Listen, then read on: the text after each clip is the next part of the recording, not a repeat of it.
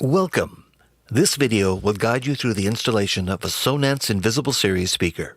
This video focuses on the three-step process of making the speaker invisible. First, properly preparing the wall, then installing the actual speaker, and finally applying finishes. Number 1. Preparation. Installation requires choosing a stud bay or ceiling joist with studs 16 inches on center. This video assumes the wire has been run to the speaker location. The Sonance website provides more information about suitable wire gauges. Speakers are often installed into existing walls, and we'll address that process shortly. The other common case is that speakers will be installed in new construction or renovation. We'll start with the typical new construction drywall installation. A space saver can be used as a placeholder during construction. We recommend placing the Invisible Series speakers above 6 feet to minimize potential damage from picture hangers and nails. Run the speaker cable through one of the pre-drilled holes in the space saver.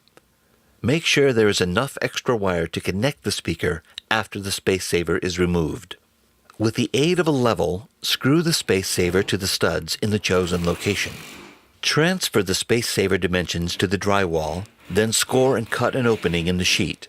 Hang the drywall around the space saver and secure it to studs. Once the space saver is removed, the opening is ready for speaker installation. After all drywall is hung, the space saver can remain in place until it is time to install the speaker. Remember that the space saver is reusable and can be used multiple times. Construction would now continue as normal. The space saver should be removed when it's time to install the speaker. Now we'll talk about installing the speaker in existing construction. Location is critical. Use a stud finder to locate studs or joists to the right and left of the chosen position. Mark the stud center lines.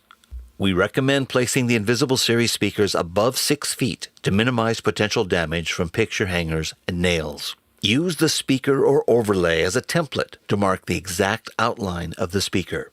Before cutting anything, perform an obstruction survey to be certain that there are no studs, conduit, pipes, heating ducts, pocket doors, or air returns in the wall cavity that will interfere with the speaker. If there are, choose a new location and repeat these steps. Following the outline, cut the speaker opening in the drywall. Now the speaker is ready to be installed. At this point, the speaker installation is the same for new construction as for existing construction. Number 2. Installation.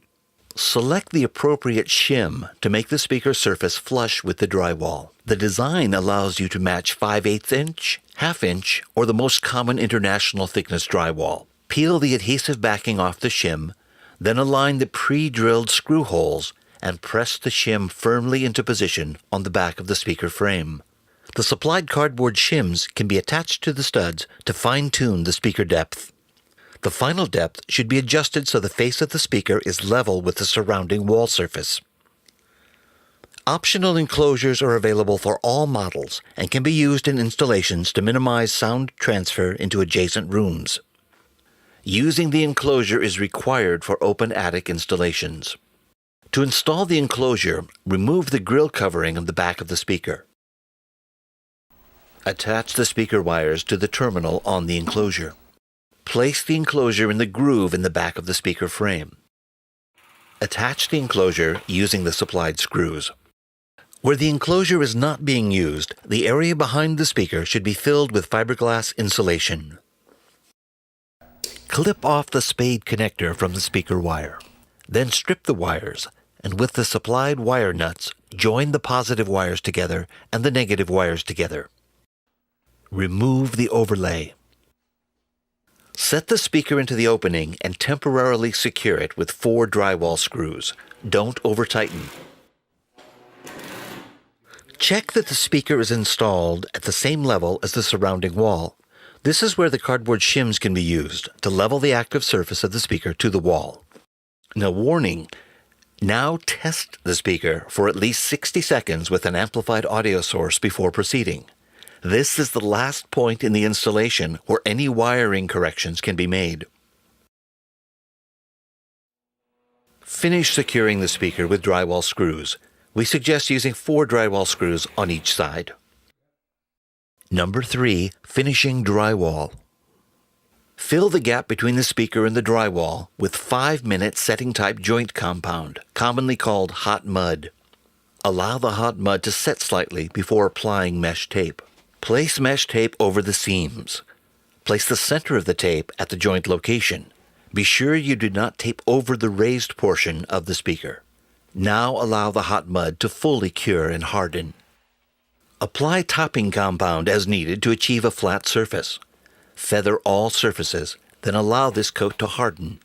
For best performance, be sure the active surface of the speaker is not covered by more than 1/8 inch, 3 millimeters of material. After everything is applied and dried, you can use a manual pole sander or block sander on the entire wall. No power sanders, please. The wall surface should show no signs of a speaker. Now the wall is ready for a coat of primer and paint, or it can be wallpapered.